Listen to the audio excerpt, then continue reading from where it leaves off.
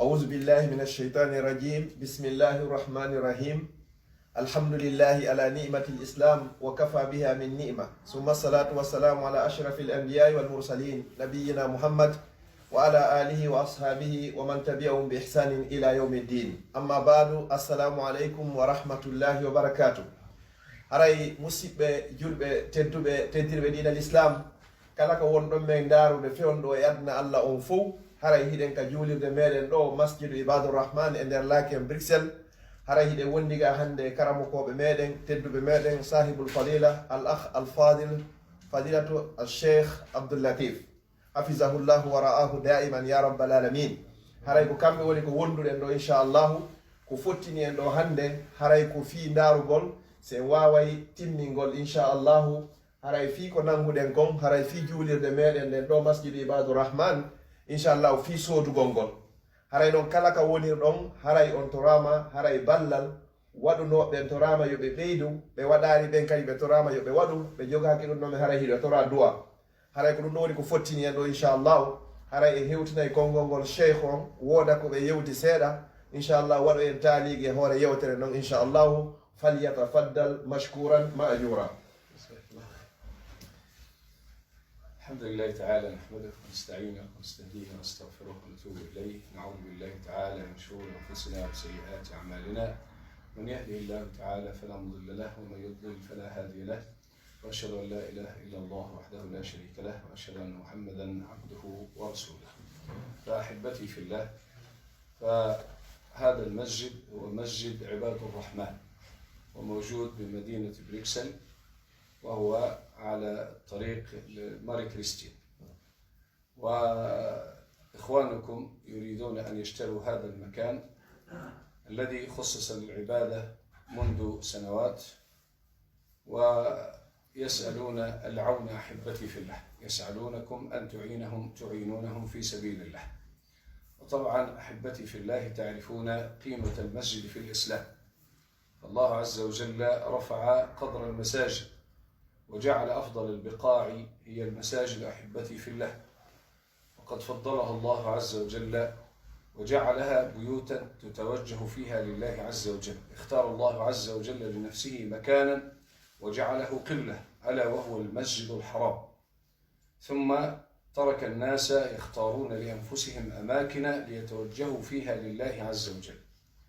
فلهذا هذه البقاع أحبتي في الله تعتبر من أفضل البقاع، وأفضل صدقة جارية أحبتي في الله هي التي توضع في بيوت الله عز وجل إن شاء الله.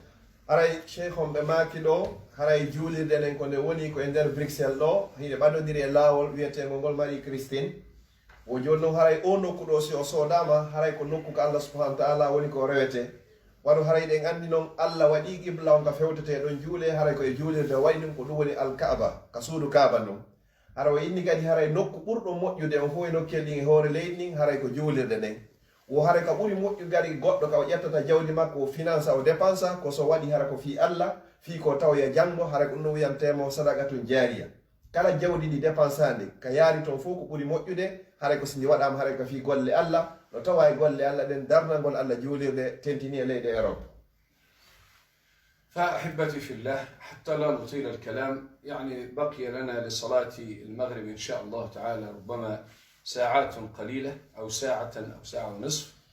فأول نبدأ إن شاء الله تعالى بأول مرحلة، نريد أن نجعل صدقة للوالدين اللي عنده شي والد أو والدة قد توفيت، فنبدأ بالصدقات عليهم إن شاء الله تعالى، عسى أن يكرمهم الله عز وجل، فيحق فيهم قول النبي صلى الله عليه وسلم: يقال للميت اقرأ وارتقي، فيقول رب أنى لهذا، فيقول هذا بفضل دعاء ولدك لك.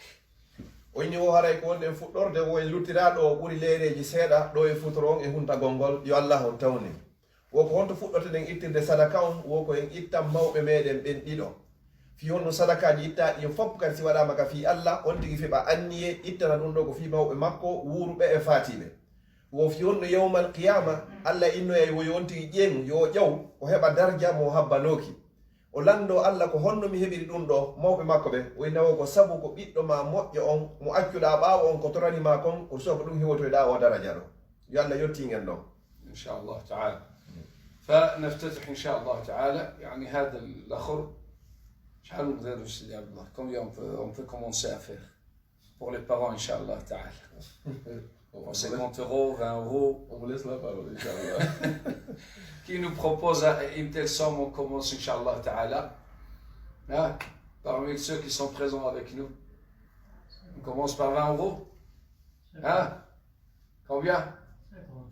On commence par 50, Inch'Allah Ta'ala.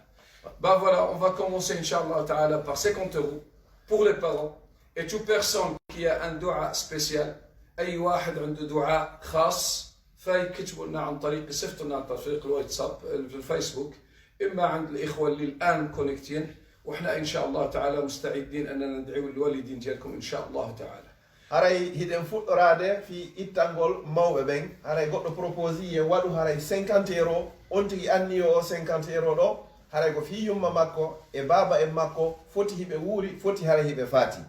Jonno haray kala kadi jogiiɗo kadi wonɗo men yiwde ɗo direct ka page meɗen Facebook ɗo ka laawol kisal ɗo ma ɗum haray ka mayin ka ngesa ma ɗum haray ka Seydou Jango Dina kam ma so yi o yi ka kumpital ma so yi o yi kadi haray ka ndaaru fama kala ka o yiiroyi ɗi haray hannde kadi haray on tigi so noddi men joni min waway hendade inchallah ko waɗani ko mawɓe makko ɓe haray inchallah cheikh on fuɗɗani en ɗo 50 € inchallah taala nasallah subhanahu wa taala an yatahammadan fasiha jannati ya rabbal alamin haray ɓe o fuɗɗani ken ɗo inchallah 50 € في موقع مين ورمي فاتيلة عندي الوالد ديالي متوفي أسألك الدعاء لوالدي إن شاء الله تعالى. ما شاء الله. وأنا مدير إن شاء الله في موقع مكمل إن شاء الله إنترجع الله سبحانه وتعالى يا اللهم يافو به. C'est à toi de faire le dua. J'ai mon père, il est mort. C'est juste mon père qui est mort. Ma mère, elle est toujours vivante. Alors je le fais pour mon père et c'est à toi de faire le dua. Inch'Allah ta'ala pour mon père. Aray kanko ko onno yumma makko hiɓe wuuri ko baba e makko woni ko feƴƴini en toriki Allah subhanahu wa ta'ala ya Allah o yaafoɓe ya Allah waɗu bika fil illiyin nasal Allah subhanahu wa ta'ala an yuskinahu fasiha jannati wa an yaj'ala qabrahu rawda min riyadil janna وأن يثقل ميزانه بالحسنات يا رب العالمين وأن يمن كسابه ويسر حسابه يا رب العالمين وكذلك سائر جميع أموات المسلمين يا رب العالمين. اللهم اغفر لهينا وميتنا وصغيرنا وكبيرنا وذكرنا وأنثانا وهادرنا وغائبنا اللهم من أحيينا منا فهي الإسلام ومن توفيت منا فتوفنا الإيمان برحمتك يا عزيز يا غفار. آمين يا رب. إن شاء الله. بارك الله فيك شيخ. ما شاء الله هم الناس اللي معنا ما شاء الله. لا يحفظك يا صاحبي. الوالدين تشوف فيه مشاش والوالدين تشوف فيه مشاش شكون ان شاء الله تعالى. فالاخ ديالنا تصدق يسال الرحمه لوالديه ويسال الشفاء لاحد اصدقائه كما يسالنا احبتي في الله يسال الشفاء للسبطين. أسأل الله عز وجل أن يرحم والديه رحمة واسعة. آمين. اللهم أدخلهم فسيح جنات. آمين. اللهم اجعلهم في أعلى عليين مع النبيين والصديقين والشهداء والصالحين. آمين. أسأل الله تعالى أن يكرم نزلهم عنده. آمين. وأن يبدي لهم دارا خيرا من دارهم. آمين. وأهلا خيرا من أهلهم. آمين. وأن يجعلهم من أهل جنته ورضوانه. آمين. الصادق ديالو صلى الله أن يشافيه وأن يعافيه أن يرفع ضرره وأن يجعله إن شاء الله تعالى أن يبدي له دما خيرا من دمه ولحما خيرا من لحمه وأن يلبسه رداء العافية. سيد الطيب أسأل الله أن يشافيه وأن يعافيه. أسأل الله أن يرفع عنه هذا الضرر الذي يجد. أسأل الله عز وجل أن يلبسه على الدوام صحة وعافية. أسأل الله عز وجل أن يبارك في عمره وأن يطيل في عمره وأن يمد في عمره وأن يبقيه ذخرا للأمة وأن يحفظه في أولاده. وأسأل الله أن يختم لنا وله بخاتمة خير من هذه الدنيا. آمين يا رب. أنا أقول لك في موضوع في نون بكاد إن شاء الله وكل جواج ولده ما شاء الله. الصحة الوليد والوليدة. جوج ما شاء الله. هذا بدن ينبو إتيام دري. haray ɓe waɗi fi yumma maɓɓe e fi baba e maɓɓe inchallahu. Faddal ya cheikh inchallah. سيد الطيب نسأل الله عز وجل يجعلك بارا بوالديه بوالدك آمين وأموات. آمين آمين. نسأل الله أن يفتح عليك فتح العارفين. آمين. نسأل الله أن يديم عليك نعمة الدين ونعمة الإيمان. وأن يرزقك إن شاء الله تعالى نورا في قلبك ونورا في بيتك. وأن يلهمك رشدك. الوالدين جلك اللهم ارحمهم برحمته الواسعة. نسأل الله عز وجل أن لا يبقي لهم ذنبا إلا غفره.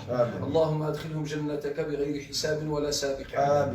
أسأل الله تعالى أن يكرمهم بهذه الصدقة وأن يقال لهم ارتقوا في درجات الجنة إلى أن يكونوا في صحبة الحبيب صلى الله عليه وسلم. أسأل الله أن يعتقهم من النار وأن يسقيهم الحبيب صلى الله عليه وسلم بيده الشريفة شربة لا يظمؤون بعدها أبدا. أسأل الله أن يسقيهم من حوضه الشريف. أسأل الله عز وجل أن ينور قبورهم بنور القرآن وأن يزين قبورهم بزينة القرآن وأن يرحمهم برحمته هو ذو الفضل وذو الجلال والإكرام.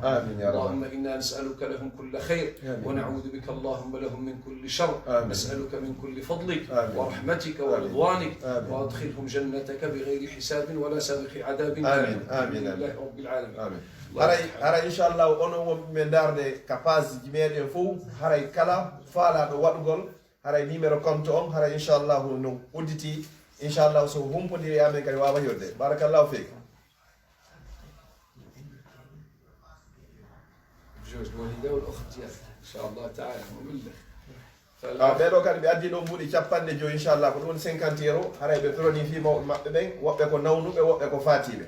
haray enen kay ɗum ɗo fof ko enen haray ko ɓandu danere ndu wayi taw arabu ɓen taw enen kay haray hiɗen tora inchallahu fi waɗugol ɓay en fof meɗen hiɗen mari mawɓe no ɓe waɗir ɗo ni enen kadi wakkilo ɗen fiyo ɓe ƴawoy ka ɓuuri e towde e aljannaji ɗon sabu ɓenen ɓiɓɓe meɗen wuuro ɓe haray cheikh abdoulatif no waɗande ɓe ɗo duwa o. Faddal cheikh. آمين يا رب العالمين. آمين. فوالله أحبتي في الله الصدقة دافعة لكل بلاء ودافعة لكل هم ودافعة لكل غم.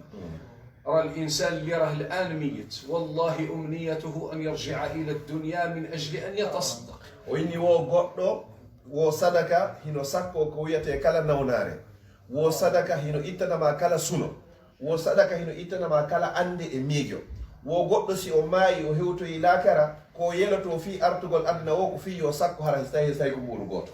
ودليل ذلك قول الله تعالى في محكم كتابه وأنفقوا مما رزقناكم من قبل أن ياتي أحدكم الموت فيقول رب لولا أخرتني إلى أجل قريب.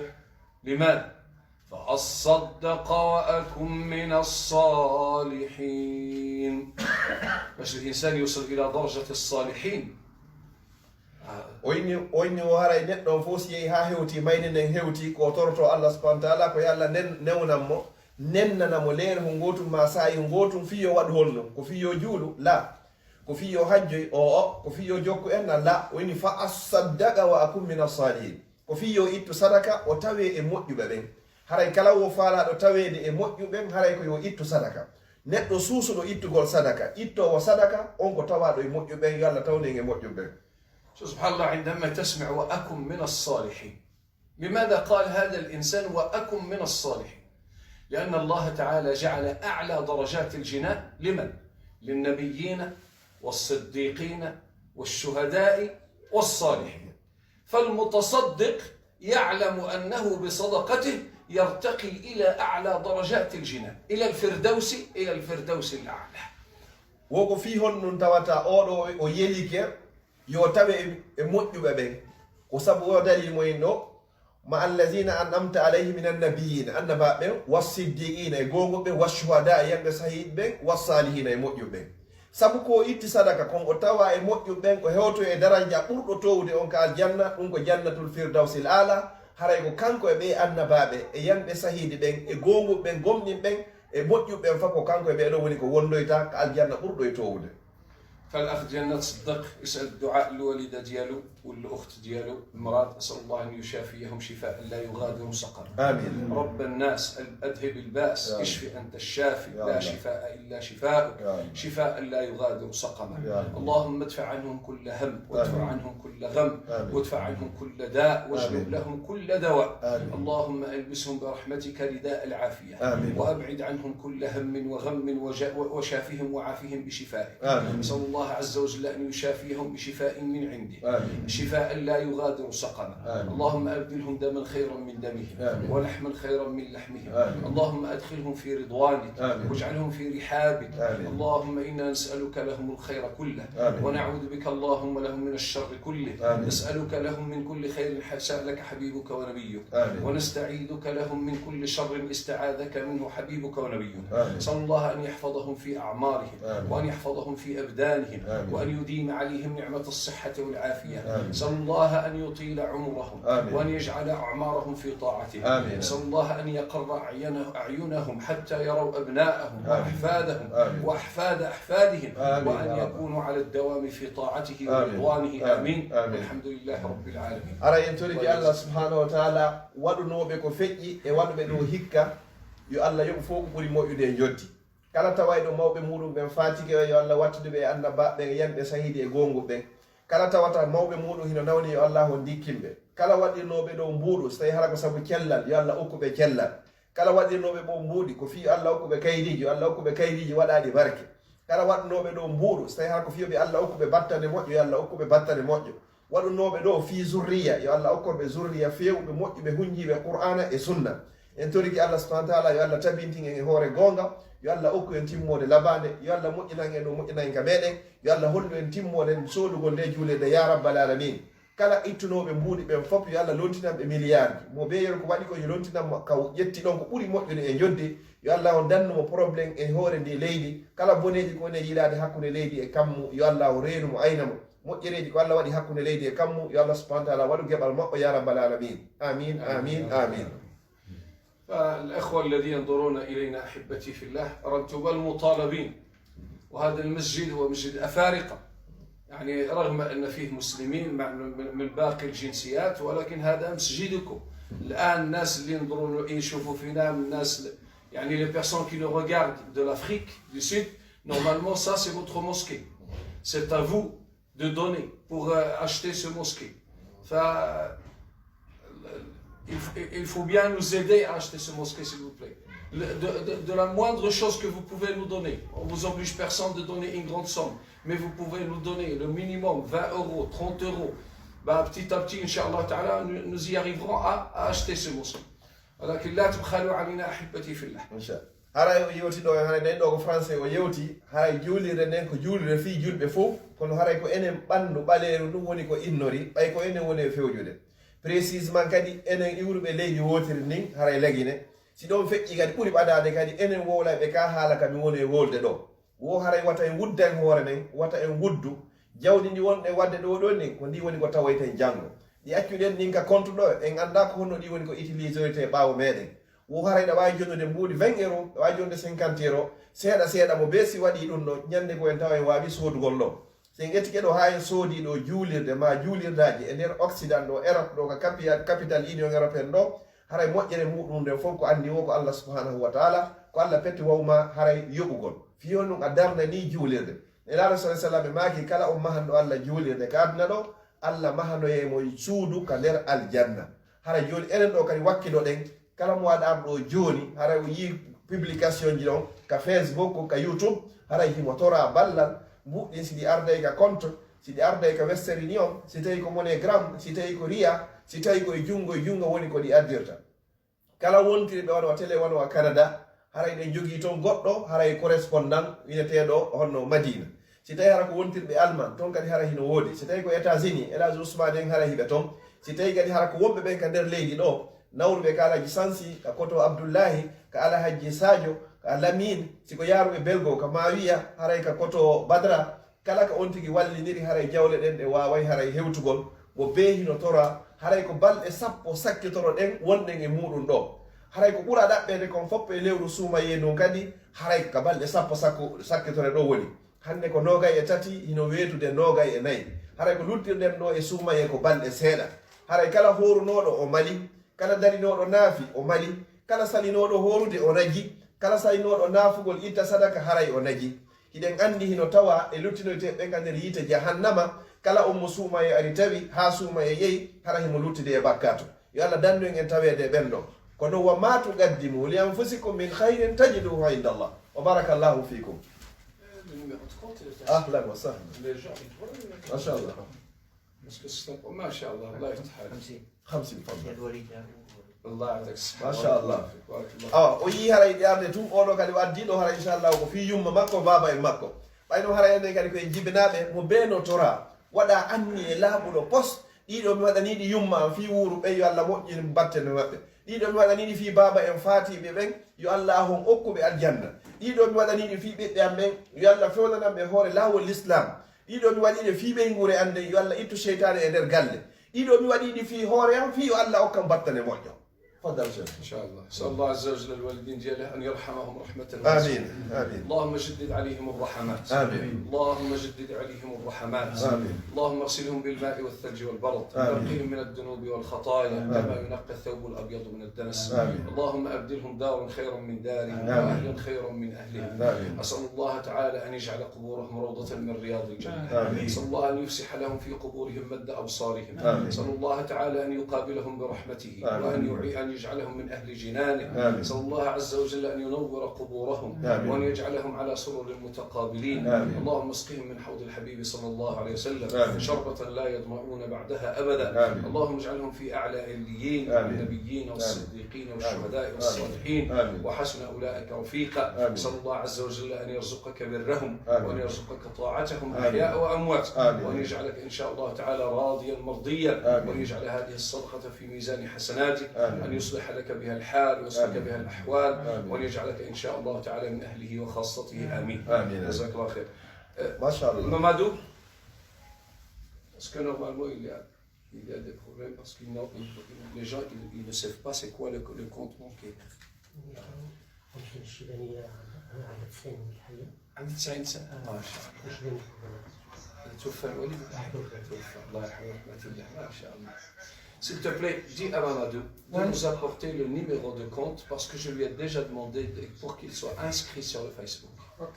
Mais il n'y a pas. Hein? Mais comment les gens ils vont le voir?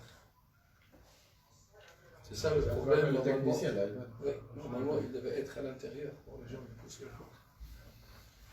فالأخ ديالنا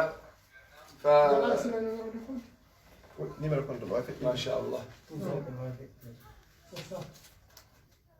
Je sais, mais pour montrer aux gens comme ça, c'est un peu difficile. Si je le partage directement avec lui, les gens ils le voient directement, il le fait. Sinon, chaque fois, je dois prendre mon téléphone et je dois envoyer à quelqu'un le numéro de compte. فالأخ ديالنا عبد الوليد ديالو متوفي، الوالدة تبارك الله 90 سنة ومازال حية. فالوالد ديالو أسأل الله أن يرحم والدك رحمة واسعة. آمين. أسأل الله تعالى أن يجدد عليه الرحمات. آمين. أسأل الله تعالى أن يجعله من أهله وخاصته. آمين. أسأل الله عز وجل أن يقربه إليه. آمين. وأن يجعله في جنته ورضوانه. آمين. أسأل الله عز وجل أن يحفظ الوالدة ديالك. أسأل الله أن يبارك في عمرها. آمين. وأن يطيل عمرها. أسأل الله عز وجل أن يجدد لها الحياة. آمين. وأن يجعلها في أعلى عليين في الدنيا وفي الآخرة. آمين. أسأل الله عز وجل أن يرزقك برها. وأن يرزقك رضاه. وأسأل الله تعالى أن تكون راضية عنك. أسأل الله عز وجل أن يمد عمرها عمرا طويلا. أسأل الله عز وجل أن يجعلها إن شاء الله تعالى من أهله وأهل تقواه. اللهم إنا نسألك أن يرزقها صحة وعافية وأن يديم عليها نعمة الإيمان وأن يملأ قلبها بالإيمان والتقى والعفاف والرضا والكفاف. أسأل الله عز وجل أن يمتعها بالنظر في أولادها والنظر في أحفادها وأن يطيل عمرها وأن يجعل ما بقي منه كله في طاعتك. أسأل الله عز وجل أن يجعل لسانها رطبا بذكرك وأن لا يكتبها عنه من الغافلين وأن يجعل يرزقها سعادة الدنيا وسعادة الآخرة.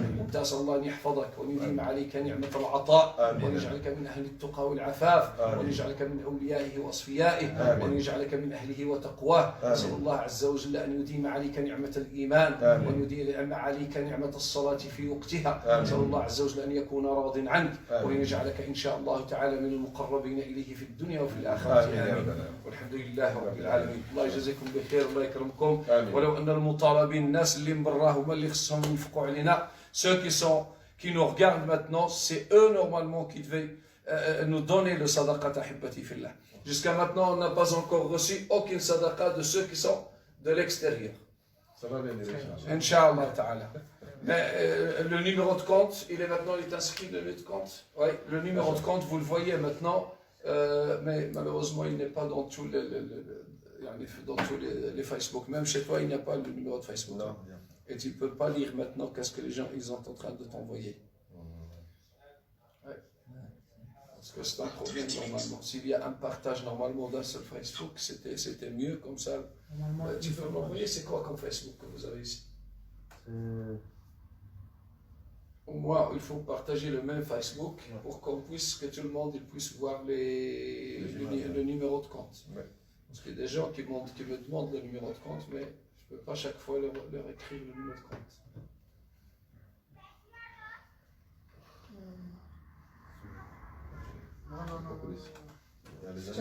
Tu peux me l'envoyer pour le partager. Ouais.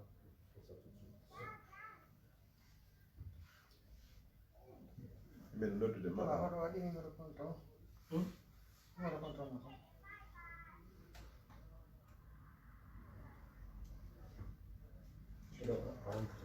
Oui, c'est mieux.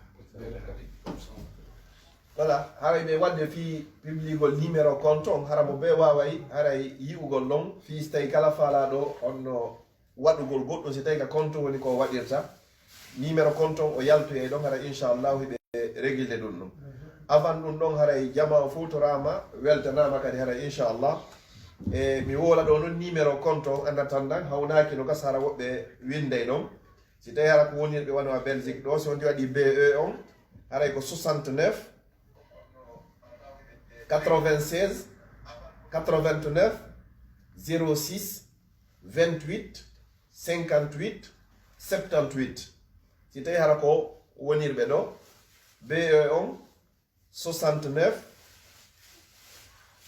06 89 06 28 58 78 ko numéro compte on ni kala faalaɓe haray notugol siko waɗiray ɓe ka compte si tawi kadi ko addiray ɓe kala laawi ɗin fof ko ɓe woniri ɗon ɗum ɗon kay haray hino wawa hewtugo so tawi ko riya siko MoneyGram siko Western Union haray so tawi hara ko junngo e junngo si tawi ko wallinoygol kadi e ɗi nokkeji toɗɗaɗi ɗo e hoore aduna o fof kala leydi ka on tigui woniri haray no correspondant hino ɗon haray inchallahu yo Allah windan on fof baraji waɗna muɗum joddi mum hara ko aljanna ya rabbal alamin o nani ɗo duwaji ko torani ɗo ko mawɓen kon haray sabu inchallahu mbuɗuma ɗo goto heɓa ɗi du'awji ɗo fof hara fi mawɓe ma ɓen wuruɓe ɓe o e fatiɓe o fof inchallahu wuruɓe yo Allah ɓoynude e maɓɓe fatiɓen en todike subhanahu wa taala yo Allah taw hara ɓe fof hiɓe ka aljanna makko ɓurɗo e towude on ya rabbal alamin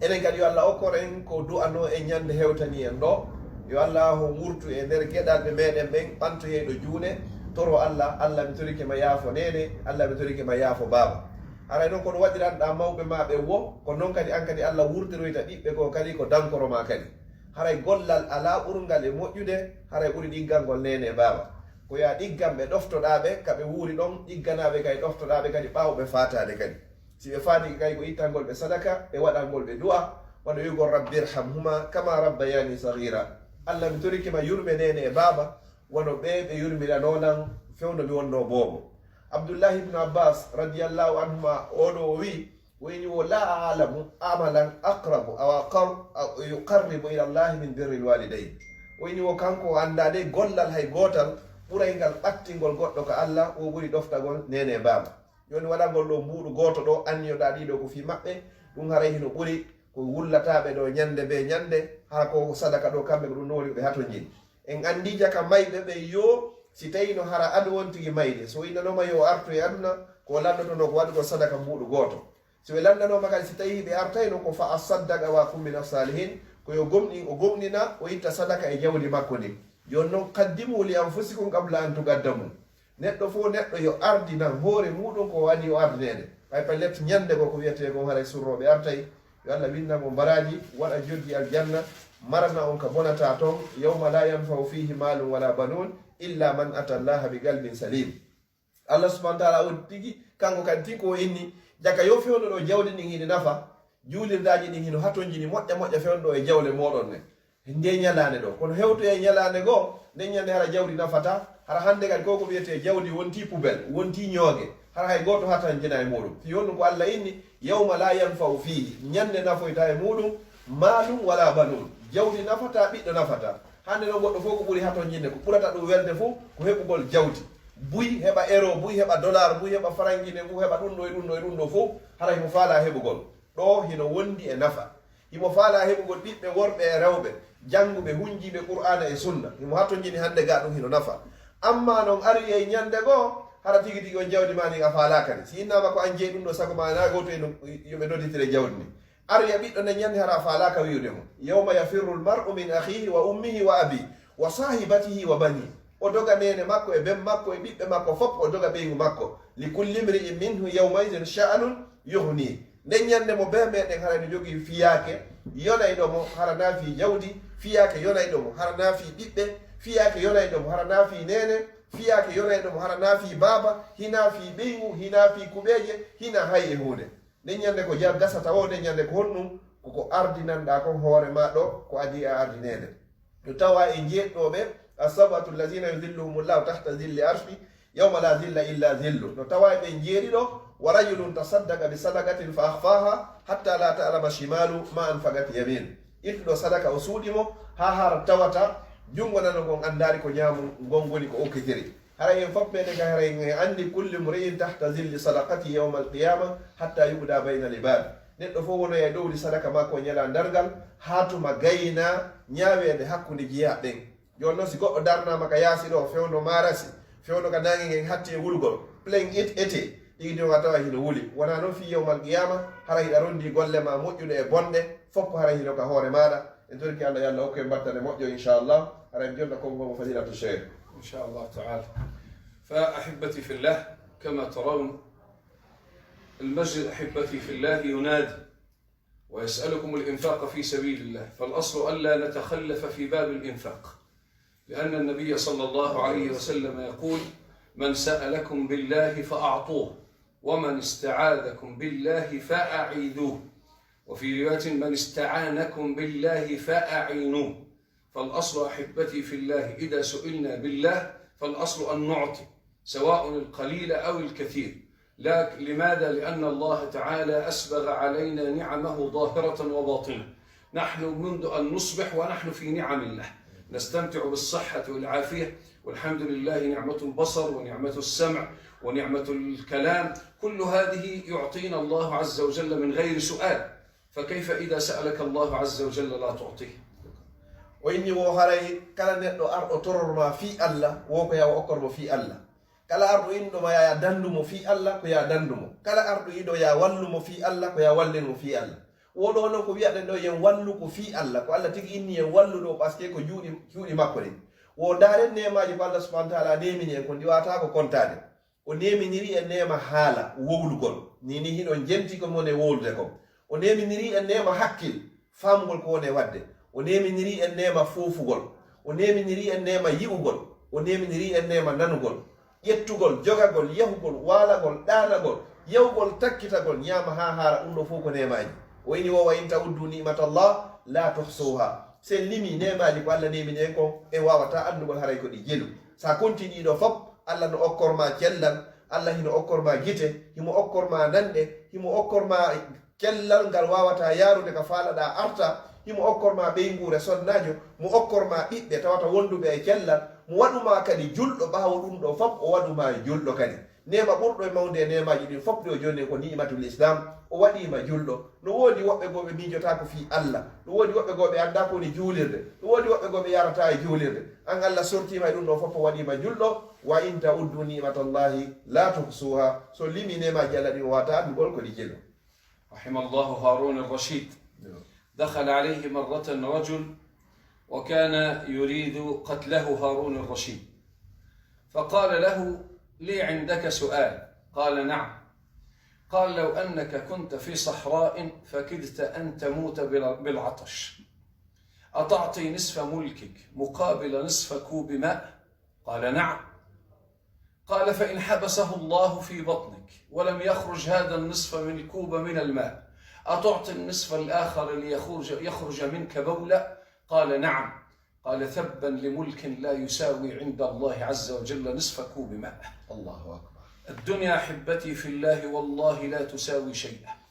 وإني دو غوركو غو ناتو نوكا هارون الرشيد تايكو أديمو كو فالا دو وارغول وإني ومي لاندوما wosa yehi ka désert ka burure ka ladde a ɗon ɗama ha hattirde e ɗon ɗede a heɓari ko yara wosi goɗɗo addanima ɗon feccere gobule ndiyam o inni ya jonnumo feccere laamu mango wo ene a jonnaymo ɗum no fiya heɓuɗan ndiyam ɗon o ya inni hi o inni ene si tawi a yariɗan ndiyam Allah subhanahu wa ta'ala jogike ɗan ka nder reeduma o salike yaɗa yaltu a wawari takkitoyade ene a jonnaymo ndeya feccere laamu ma luttude o inni hi o inni o Allah bonni laamu tawata tigi tigi on hay hunde ngo nafata ko nafata wo ko jango moƴƴo. ولهذا أحبتي في الله الدنيا والله لا تدوم لأحد إنما خير الدنيا هو ما كان في الآخرة أما ما نجمع له في الدنيا والله أحبتي في الله هو زائل هي أمر زائل فلا بد أحبتي في الله أن يكون العاقل فينا هو الذي يعيش لآخرته ولا يعيش لدنياه.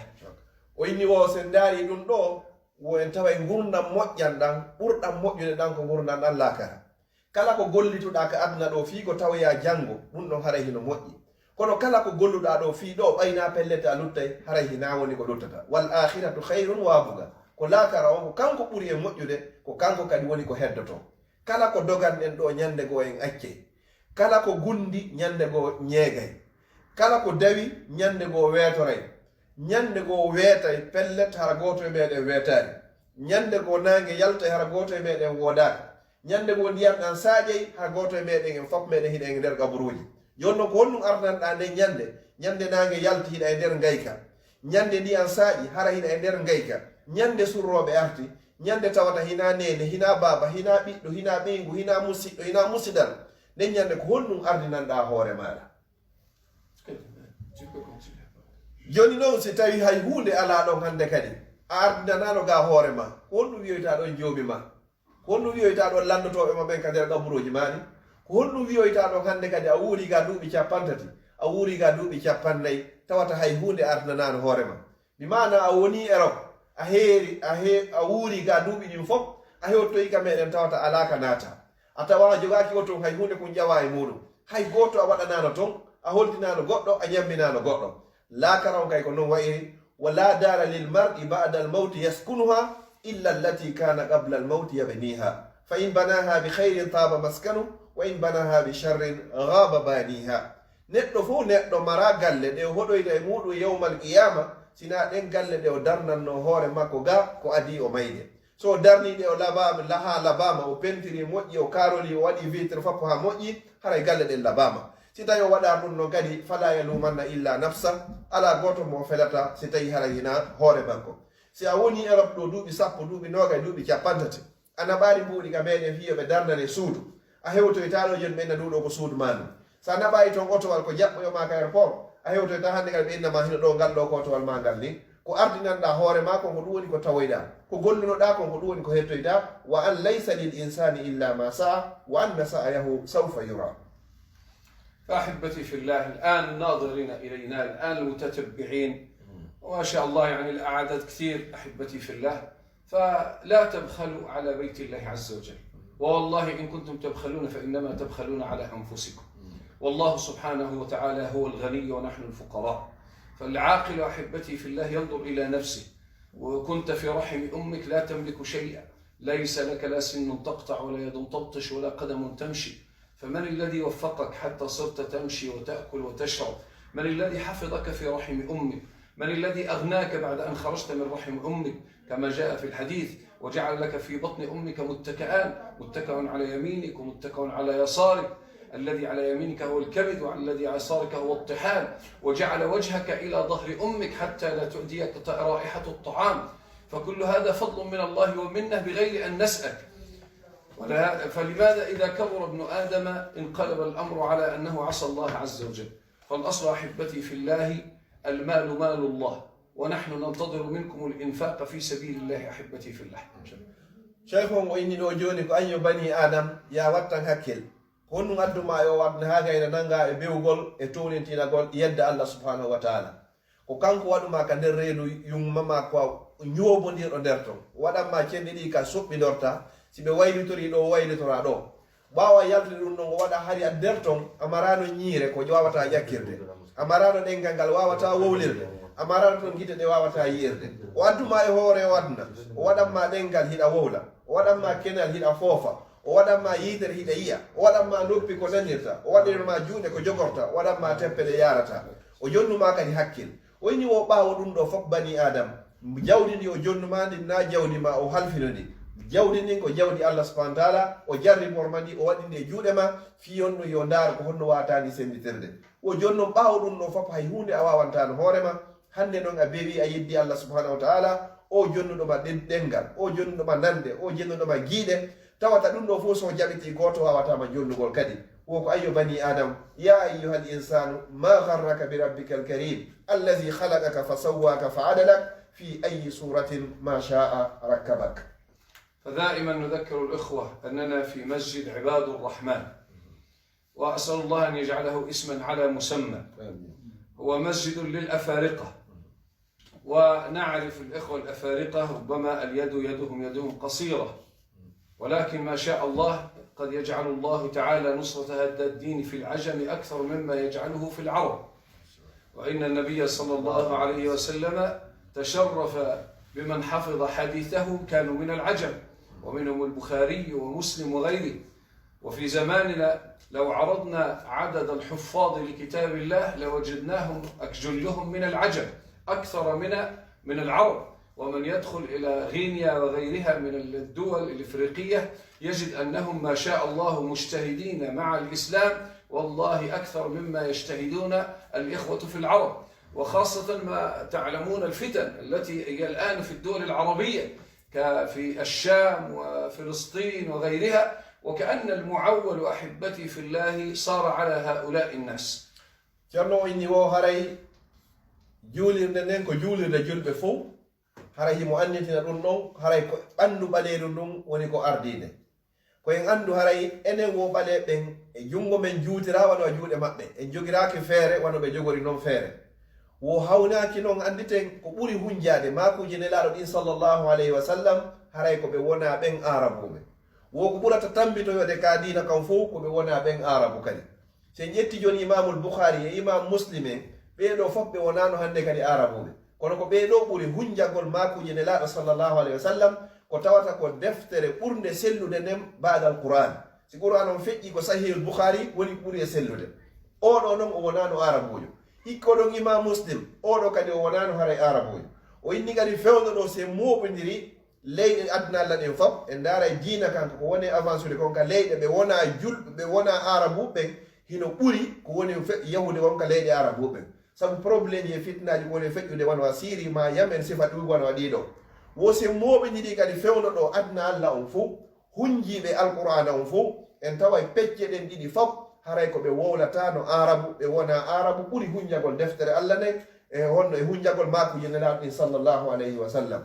Allah subhanahu wa ta'ala o inni wosi tawi onon ɗo on yeddi e qur'an on jaɓari ƴettugol ol islam faqad wakkalna biha qauman laysu biha bikafirin. Allah addu e woɓɓe go tambitotoɓe ol islam jogitotoɓe ol islam hara ɓen ɗon hina e ɗengal arabu hara hina arabuɓe ɓe wowlata arabu ɓe janga ha ɓe wawa arabu ɓe tambito l'islam o ɓuri onon ɓe l'islam ɓen tippi e muɗum ɓuri onon wowlayɓe haala qur'ana ɓen fof.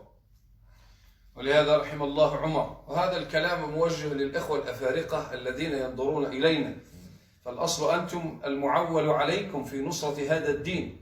رحم الله عمر في خلافته لما ولى الأمراء وولى الولاة في المدن والأمصار كلهم كانوا عجب، حتى أنه بقيت له مكة وأراد أن يولي عليها واليا، فقال لعبد الرحمن بن عوف إني سأولي عليها ابن أبزة، فقال له ومن ابن أبزة هذا؟ قال إنه أعجمي. حتى أنه رأى الكراهة في وجه الصحابة كيف يولي على مكة واليا ليس من العرب من العجم، فقال له عمر: إني سمعت النبي صلى الله عليه وسلم يقول: إن الله يرفع بهذا القرآن أقواما ويضع به أقواما. إذا كان هذا في عهد عمر بن الخطاب، فالأصل أحبتي في الله في زماننا في ضياع الدين في كثير من الدول العربية أن نكون سباقين إلى أن نأخذ بالزمام نحن الأعجم. o yewti ɗo wonde yewtere ɗo hine fewti haray enen ɓe wona arabuɓe ɓen. wo fewno sayidna oumar radiallahu anhu o lonti ɓay o waɗi gouverneur ɓe ɓen, o waɗi ambassadeur, o noomi ko nomete ko fopp hande kay tawi ɓe o noomi ɓen fopp hay goto wona e maɓɓe arabujo. on say noon o tawi lutti hande kadi makka o faala waɗugol ɗon kadi goɗɗo mo wona arabujo. ɓay o yeetike ɗum ɗo sahabajo nden abdourahman bun auf o daari o tawi o yiika yeeso on ɗon on ɗon weltora ɗum ɗon ko tawata hay makka hande kadi ko neɗɗo mo wona arabujo woni ko ardinteɗo, woni ko laamotoɗo. o landi ko fi honno on ɗo sayidna oumar o maaki o wini wonaninaɗo sallllahu alayhi wa sallam hiɓe yewta wo allah subhanahu wa ta'ala ɓantira e fiwo qur'an fiwo l'islamu yimɓe o liɓiroya kadi fiwo l'islamu ɗo kadi woɓɓe goo kadi haray naafi wonne ɗum ɗon si tawi wo wonino ko fewno sayidna oumar fewno sahaba ɓen ko fi hon ko honno sikkuɗen fewno ɗo kadi so ndaari ɓurɗo ɗon wawgol satugol hadiseji nelaɗo sallllahu alayhi wa sallam haray on ɗon kadi o wonano arabujo. sifa o wiyeteɗo cheikh mouhammad nasiruddin al albani oɗo kadi o wonano arabujo few, kono e nder 21e siècle ɗon ɗo ala ɓurnoɗo andude sellugol hadiseji nelaɗo sa sallam ɓurimo kanko. kono fi hon waɗi ɗum ko ɓayi o jangi al ilmu ko bitta allum, gandal ngal ko sa jangi tun a haɓa heɓay, sa jangari kadi pellet tun a majjay. sabu gandal ngal ɓanta yimɓe jasunoɓe, sabu majjere nden kay liɓay fi yimɓe teddunoɓe. yalla okkoɗen gandal e faamu. والله مما يزيدني فخرا وأنا الآن أخاطب الإخوة الأفارقة، ناس سكان غينيا والإخوة الموجودين معنا في أوروبا والسنغال وغيرها. الإسلام عندما دخل إلى أرض مصر دخل عن طريق معارك، دخل الجزائر ودخل عن طريق معارك، وكان له معارضين كثيرين مثلا في الجزائر وفي ليبيا، وكلكم تعرفون معركة الكاهنة في الجزائر، ومعركة المعركة التي دارت في مدينة ليبيا لدخول الإسلام. لكن الآن لو قرأتم التاريخ كيف دخل الإسلام إلى إفريقيا، والله لم تكن ولا معركة واحدة في إفريقيا كلها، كل إفريقيا ولا معركة واحدة لما دخل الإسلام. بدأ الإسلام عندكم برجل واحد وهو عبد الله بن ياسين الذي خرج من جنوب المغرب على حدود موريتانيا واستوطن في شمال السنغال في منطقة صغيرة، ومن هناك تأسست من إفريقيا تأسست ما نسميه بدولة المرابطين من إفريقيا من شمال السنغال. ثم بعد ذلك أرسل إلى الجنوب يحيى بن إبراهيم الجدالي وهو الذي نزل إلى إفريقيا، وكحبب الله له الدعوة إلى الإسلام حتى دخل أهل إفريقيا كلهم في الإسلام. كان يقول يحيى بن إبراهيم الجدالي: كنت إذا وقفت كان أهل إفريقيا يظنون أنه الجهاد في سبيل الله فيقف معه 500,000 مقاتل. oyni wo himo fewtina ɗo yewtere fi enen afrique ɓalew wo sen ƴetti wanowa égypte wo ko guere molanaɗe naadi ɗo l'islam, sen ƴetti wanowa algérie ko wano noon, leyɗe arabu ɓen fop l'islam o ko natiri toon ko doole. wo kono o yiyata leydi hay e wotiri e leyɗe enen ɓale ɓen ka l'islam natiri doole, foppo ko natiri toon koye hoore doyi. arduno télé sénégal la o wiyeteɗo yahya ibrahim rahimahullah, oɗo wo hari so noddino noon so imminoke o darike o hari fop o darotono takko makko ɓuri guluje temeɗɗe jowo ɓe fop hande ka ɓe sikka ko fi jihadi wona e waɗede. wo l'islam o natiri ka meɗen wondude e newene ko alda o haray e sattede hay e hunde. hiɗen andi gadi fewno ɓay makkankoɓe ɓen muhajirina tampi moƴƴa nder makka ko ɓeyduno ko ishabu ila habasha, wo ko yehe kadi éthiopie lamɗo hino toon kanko hay goto toñatake ka makko.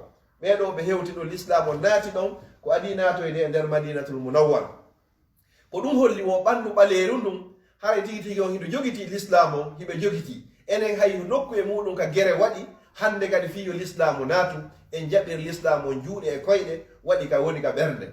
mi nanno goto e karamokoɓe amen koɓe watta université hino yewta wo enen ɓaleɓe ɓen kono ɓandu ndum ɓawliri noon ko noon woni ko ɓerɗe ɗen woni ko rawniri laaɓiri hentori amma kamɓe noon haray kono ɓalli ɗi rawniri noon ko ɓerɗe ko noon ɓerɗe maɓɓe ɗen ɓawliri niɓɓitiri woni kirminel en toro Allah subhanahu wa taala ko jikkon ko woni e meɗen ko yo Allah taw hara kay ko ɗum woni to ya rabbal alamin. آمين. فنحن لا زلنا أحبتي في الله في حملة الصدقات. الإنسان يتصدق على والديه وهذا من البر أحياء وأمواتا أحبتي في الله، أن يتصدق لدفع الضرر، لدفع الوباء، لدفع البلاء، لدفع الهموم ودفع الغموم أحبتي في الله. فنرجو أحبتي في الله الآن مشاهدين ديالنا أن كل واحد فيهم إلا ويحاول، الرقم البنك عندكم الحمد لله موجود، واللي بغاه نصيفطوه له فيرسل إلينا إن شاء الله تعالى أحبتي في الله ما استطعتم من الصدقات. وهراي توزور هراي إن كونتيني في تراغونغول في جولي رمين دين مسجد عباد الرحمن إن در لاكن دو هراي بريكسل بلجيك haray jamma fo tora wombe darude ben haray en wadi numéro compte on haray hande ka joni mo yaltude ton jamma fo hino tora mo be ko wawi wadugol yo wadiri wanda kadi ka compte ton inshallah wawa e hewtugol kala ko wadda don ko dum woni ko tawoyta ko jango eto den ha soden o nokku do den tori Allah kadi hara inde wo ko inna ko masjid ibadur rahman o harakay ko no woniri juulirde den do ko fiika juule e fiika jange e fiika waaje e fiika lekkol waɗe fii fayɓe e boko baaɓe e sonnaɓe e fiika activité ji kala yowondirɗe e l'islam fiika haajuji fotte haray salji haray no woodiga siko inde boobo si tawi hara ko peera si tawi ko jokkereji enɗam haray fopp haray no woodiga ka wawete fottede inchallahu fii yo waaw feƴƴugol e hoore jaam kañum may finatawaji meɗen ɗin inchallah. Inchallah ta'ala. Inchallah. J'essaie toujours de leur parler, on attendant une fois de temps encore un petit peu. Hein? haray en neɓata hewten ka fermugol haray jama o fof haray hino tora ka woni ɗon e aduna Allah o fof jama on kan no tora honɗum kadi kala yiɗo ɗi vidéo ji ɗo waɗu hay so tawi ko mbuɗo goto si a wawata waɗugol feƴƴin vidéo on partage vidéo on sa partage vidéo on hawnaki goɗɗo go o yiwoya ɗum ɗo sabu ko partage uɗa ko hara ko on ami ton o waɗiroya mbuɗo goto ka compte ɗo ɗum ɗo haray wonanima moƴƴere nde nelaɗo sallallah alih sallam ɓe maki addallu alal khayri ka fa'ilihi kala tinnino yo moƴƴere nden waɗe hara hiɗa mari baraji yiru on waɗuɗo ɗon sabu ko partage uɗa kon tum woɓɓe go yiwoya hande kadi kamɓe kadi ɓe participa e mbuɗi muɗum inchallah haray nene gotoɓe tedduɓe mo be meɗen yo ardinam hoore muɗum suumaye ka yeehi kono ɗo ko yeruɓe Allah subhanahu wa ta'ala hoddirani wo waway tawoyede fen on woni ko tawoyte ɗum woni woɓɓe arayɓe ha ɗo hara hewtoytaka fen yo Allah tawnu en noon timmode haray lewru ndu haray ko moƴƴere ni dammugal ngal hino udditi wo ko yen naɓu dépense jawle meɗen ɗen ñande go aroye goɗɗo ƴetta saku makko kange saku kalisi saku euro saku dollar hara himo rondiɗi o jinda e hoore leydi ni fappa hara hay goto falaka jaɓandemo jonnon ko adinde ñande ittu fewdo ɗo itta sadaka mo fewdo ɗo ardinana hoorema haray ko adi ardinede en andimo be meɗen so ɗeɗɗere mayde nangi ɗum si goɗɗo waloyki ɗo e labtare ɗo woni soin intensif ma ɗum o woni condamné ɓe inni hande kadi oɗo ko maayowo nden ñande so landama jawdi ko marno kon foppo e compte ji compte bloqué ji yo ƴettu ɗi foppo o dépense fi yo hettu cellal makko ngal haray himo wakkili so innama yo ƴettu ndin jawdi ɗon fop haray hande kadi waɗa fi sabilillahi haray himo wakkili ndin jawdi ndi marɗa ga hande kadi sa hewtoy ɗo soin intensif ɓe ɓorete woni ha laaɓa koy ɓe waɗama dolo kum doso kun ni hande kadi ko ɗum holli hande kadi teppere wotere iwi e aduna nde teppere nde tippo yilakara hande kadi aɗo hewtande en ɗon noon yo Allah taw hara nde ɗen tippoya toon teppe ɗen ɗiɗi noon hara tawata tigi tigi hino woodi ka tippen hara na en tippo e hoore yite jahannam hara wona en tippoy toon e hoore riba na en tippoy toon e hoore ko harmi hara wona en yahu toon e mara coñci e mara cuuɗi e mara otoje e mara hay e hunde mbu jawdi ko waɗata ɗo kon ko ɗum heɓoy tawoyta toon yo Allah moƴƴinan en ɗo moƴƴinan en ka meɗen ya rabbal alamin. آمين يا رب العالمين. أحبتي في الله ولو يعني ما كما الإخوة فالله يفتح عليكم الإخوة الآن الذين يشاهدوننا سواء من الأفارقة أو من المسلمين العرب فالأحبتي في الله أن تلبوا هذا الواجب وأن تكونوا من المنفقين في سبيل الله عز وجل. رحم الله النبي صلى الله عليه وسلم حين قال إنما عفوا في الحديث الذي قال فيه النبي صلى الله عليه وسلم من بنى لله مسجدا ولو كمفحص قطاة بنى الله له بيتا في الجنة. هذا الحديث عندما تأخذه لدراسته، الله عز وجل أعطاك قبل أن تعطيه. قبل أن تعطي أنت كمفحص قطاة، الحق النبي صلى الله عليه وسلم سبق وقال عطاء الله لك، فقال لك من بنى لله مسجدا، فهو عده أنك قد بنيت مسجدا رغم أنك بعد ذلك أنت لم تعطي إلا كمفحص قطاة، شيء خليل، لكن سبق عطاء الله عطاءك، ثم زادك الله بعد ذلك شيئا آخر، هذا عطاؤه في الدنيا، أعطاك مقابل مفحص قطاة مثل عش عصفور ساهمت به في بيت الله، هو أعطاك مقابله وكأنك بنيت المسجد كله.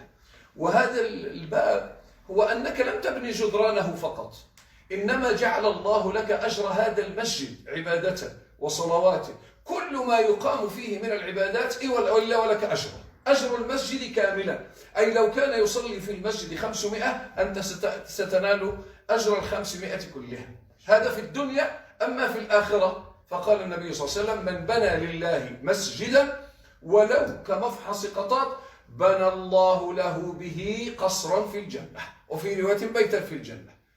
فهناك عطاء في الدنيا وعطاء في الآخرة، فأحبتي في الله لا تبخل.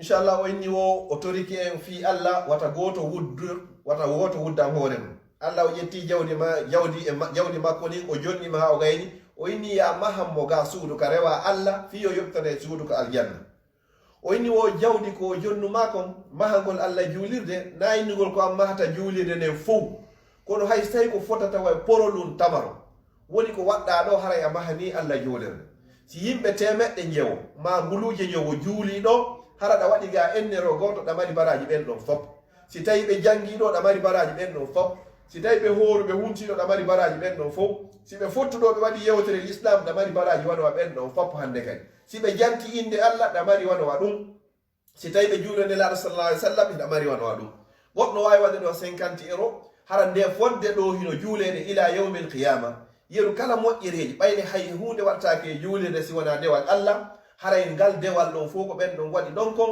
sabu 50 ma euro on ko participe ɗon kon haray hiɗa mari nden moƴƴere ɗon joni noon ko ɗumeni wo fala tabhalu ala anfusikum wata on wuddan hoore mum wata on añan hoore mum Allah jonnima jawdi ndin himo andi ko joni jogiɗa himo andi kadi ko jonnu ma kon o jonnima jawdi ndin o jarri morima ndi kadi ndargol ko honɗo wattani wodi hadis kan ila sallallahu alaihi wasallam maki lan tazula qadama abdi yawm alqiyama hatta yusala an arba teppere goto e menen dirloyta yawm alqiyama hatuma nde o landa fiipiji nayi no tawa e muɗum wa an malihi min ayna iktasaba wa fima anfaqa jawdi makko ndin ko honto o heɓi ndi ko honto kadi woni ko o dépense ndi joni noon sa innoyi Allah jawdi andi mi heɓunoni ka dagi mi ƴettini mi waɗi fi juulirde hino juulede hino jangede hino huntinede dartiji no waɗede fayɓe no jannede ɗon si payi ko hunjige ɗo faati hara ko awwoni sabu ɗum ɗon fodde on faatiya ɗo himo jangude mo kala ka o jangiroymo andu haray ko baraji wodanma ɓay a wawi wonde sabu nokku heɓiki ka mooɓe nokku heɓiki ka fayɓe janne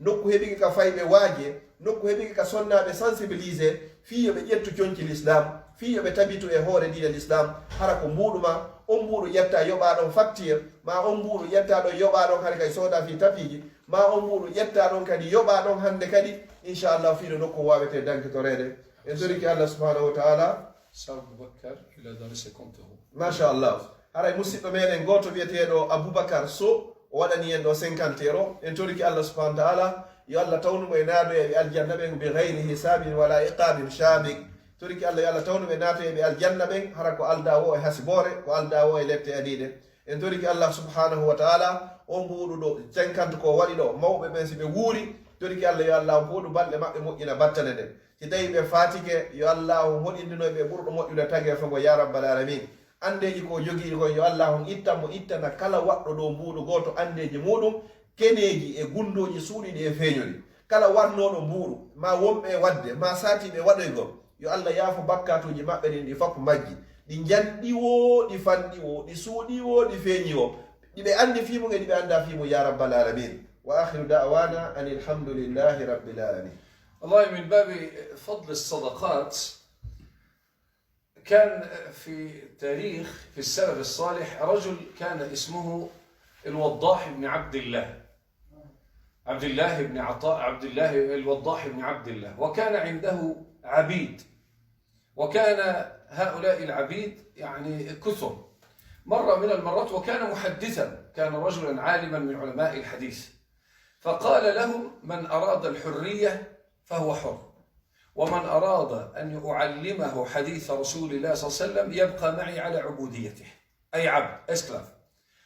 فكلهم إلا واختاروا الحرية إلا شاب واحد كان اسمه يزيد بن عطاء اليشكري.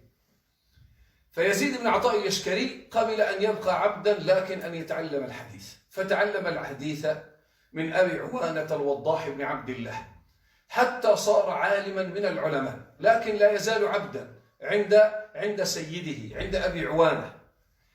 يقول: مرة من المرات كنت أشتغل عنده في دكان يبيع الثوب فيه لأبي عوانة، فدخل علي رجل لا أدري، ذكر هذا الإمام الذهبي رحمه الله تعالى في ترجمة يزيد بن عطاء اليشكري، قال: فدخل علي رجل لا أدري إن كان بشرا أم ملكا، فقال لي: اعطني درهمين لوجه الله أعطيك حريتك.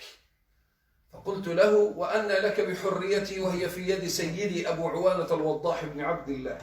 قال لي: لا شأن لك، اعطني لله درهمين أعطيك حريتك. قال: فأخرجت من ما يعطيني سيدي درهمين فأعطيته الدرهمين، والله ما أعطيتها إلا لله، لا أريد بها يعني هذا الأمر أي الحرية. قال: فما هي إلا ساعة من نهار حتى جاء يجري عندي سيدي أبو عوانة الوضاح بن عبد الله وقال لي: أنت حر لوجه الله. الله أكبر. فقلت: فكيف بلغ هذا الأمر؟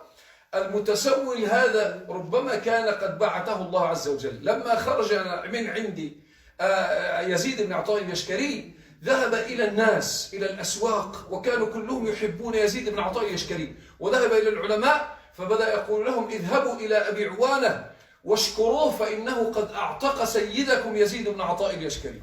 فلما جاءت الوفود إلى أبي عوانة من شدة حيائه أبو عوانة أن الناس تهنئه أنه أعطى الحرية ليزيد وهو لم يعطيها، جاء متخفيا إلى يزيد وقال له: أنت حر لوجه الله، ولكن استرني لا تفضحني بين الناس.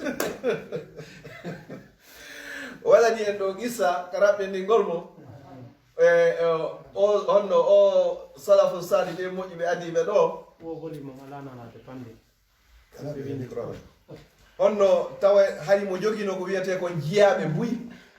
joni noon o inni wo kala e moɗon faalaɗo hettude hoore mum yo yahu, kala noon faalaɗo luttuɗo e yiyangal ngal mi jannamo hadis. wo haray ɓe fof maɓɓe ɓe tori ɓe suɓi hande kadi hettugol hoore mum immo yaha, wo si wona goto pet wiyeteɗon Yazid.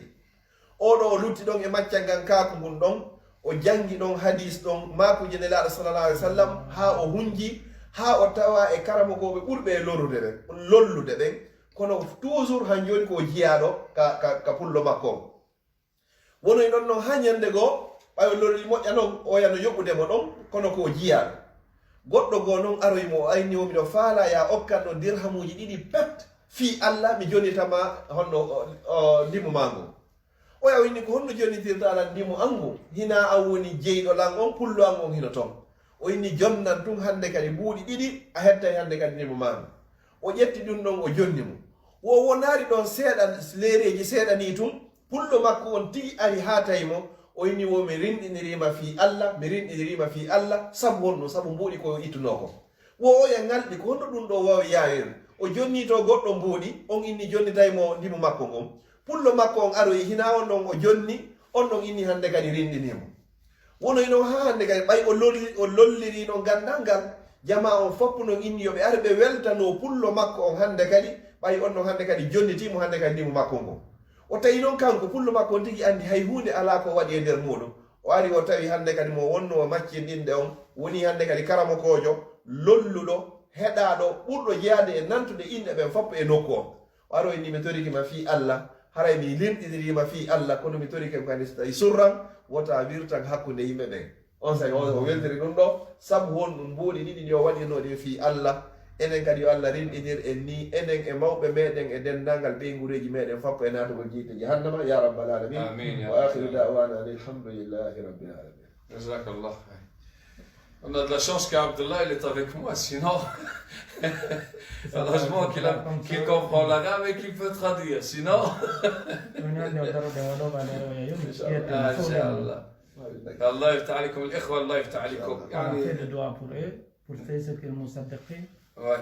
Inch'Allah, normalement on attendait plus normalement. Ça va venir, Inch'Allah ta'ala. Mais soyez avec nous, Inch'Allah ta'ala, بعد صلاة المغرب Inch'Allah. J'aimerais que vous soyez avec nous et nombreux Inch'Allah ta'ala et essayez, Allah يفتح عليكم, pour que donner les sadaqat, Allah يفتح عليكم, soit que des Africains, soit que les Marocains, soit les Algériens, tous ceux qui nous écoutent Inch'Allah ta'ala, essayez d'aider cette mosquée pour qu'il s'en sorte de son crise et pour qu'ils puissent acheter cette mosquée, Inch'Allah ta'ala. Et cette mosquée, ce n'est pas seulement pour eux, mais normalement c'est pour tous les musulmans et pour l'islam. On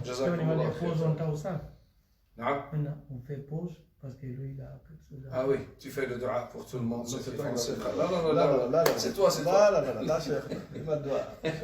اللهم لك الحمد كما ينبغي لجلال وجهك وعظيم سلطانك رب لك الحمد حتى ترضى ولك الشكر إذا رضيت اللهم لك الحمد حتى ترضى ولك الشكر إذا رضيت اللهم لك الحمد ملء السماوات ولك الحمد ملء الأرض ولك الحمد من كل شيء شئت بعد لك الحمد حتى ترضى ولك الشكر إذا رضيت اللهم اجعل هذا الجمع جمعا مباركا مرحوما وتفرقنا منه يا مولانا سالما من الشر معصوما لا تجعل منا ولا معنا ولا بيننا شقيا ولا محروما اللهم اغفر ذنوبنا وإسرافنا في أمرنا تولنا في من توليت عافنا في من عافيت قنا واقض عنا برحمتك شر ما قضيت الناس اللي راهم يتابعونا ceux qui nous regardent اللي عنده شي حاجة في الخاطر ديالو نسأل الله أن يقضيها له اللهم اقضي حوائج الجميع اللهم يسر أمور الجميع نسأل الله عز وجل أن يبارك فيكم وأن يجعلكم من أهله وتقواه وصل اللهم على محمد وعلى آل محمد كما صليت على إبراهيم وعلى آل إبراهيم في العالمين إنك حميد مجيد والحمد لله رب العالمين ala o fof weltanama ono wonɓe darde ɗom toriki Allah no wonɗon darinde men ɗo ni yo Allah holliro yo ni yaroygol subhanahu wa ta'ala yawmal qiyama e toriki Allah on mbuuɗi ko waɗa ɗo kon fof yo Allah maran on ka mandake moƴƴo ko bonata toon yawmal qiyama wonduɓe anni e kadi waɗa e wonɓe andirde ka konto haray fof mene yiwde mi toriki Allah ko Allah mari joddi yo yoɓon ko ɓuuri moƴƴude e joddi ya rabbal alamin onon marɓe andeji yo Allah ittan on andeji ɗin kala ka julɗo jogui ande yo Allah ittan mo ande nden kala ka julɗo nawni ma o nawnira ko Allah mari cellal yo Allah on sellimo kala julɗo ka maapi yo ko Allah wawi ittude mapunde yo Allah ittanmo mapunde makko nden mi toriki Allah subhanahu wa ta'ala yo Allah wurno en koyen julɓe yo Allah ƴettite en koyen gomɗinɓe yo Allah wurno en haka gurna moƴƴani yo Allah ƴettite ñande tawata ko laaka raw woni ko moƴƴani wa akhiru da'wana ani alhamdulillahi rabbil alamin ila liqa'in بعد المغرب إن شاء الله